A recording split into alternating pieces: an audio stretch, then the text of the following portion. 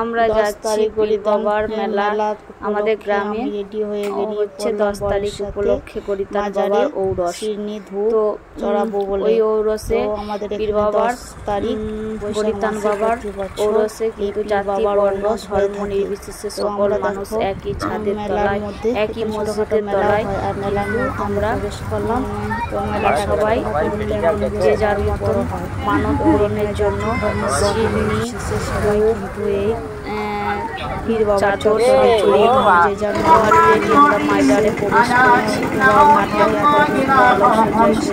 আর এই সঞ্জয় তাদেরই চারিদিকে অনেক ফকির সব এসেছে আল্লাহর যে যার মতন তাদের চত্বরের ভিতরে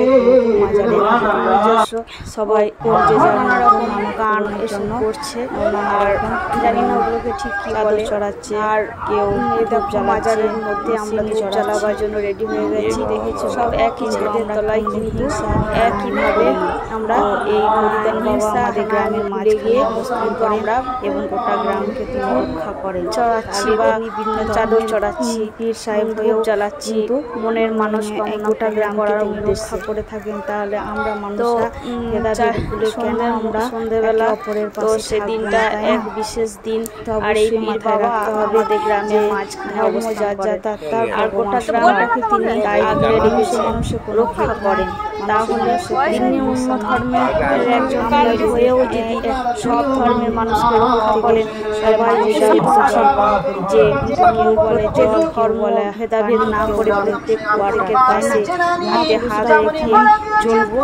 ধর্ম যার যার ভেদ খুঁজে পায় না, মানুষ তো সবাই ঈশ্বর এক, এটাই তাহলে ধর্মের মহাপুরুষ বলে গেছে যে যার এই মেলার উদ্দেশ্যে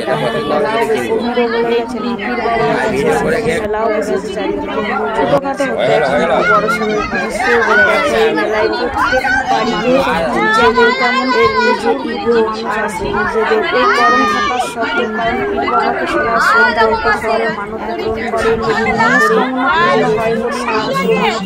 বলে আমার মনকে আর আমি তাদের সাথে আর ভিডিও করে নিলাম আর তখন মেলার মধ্যে রয়েছি তাদের সাথে মেলা দেখবো আনন্দ করছি আর কিছুক্ষণ বাইরে আর গরমের মধ্যে গরমের জন্য আজকে ফার্স্ট টাইম মোগলায় সেরকম ভাব আজকে ভিড় হয় নাই। তো অল্প কম যেমন বসেছে আর আমরা ভিডিও করছি কি কি দোকান বসেছে তোমাদের সাথে শেয়ার করলাম। অবশ্যই হয়েছে আর একটা আমার দেখা হয়ে গেল আর বলতে পারো দেখা হয়ে গেল।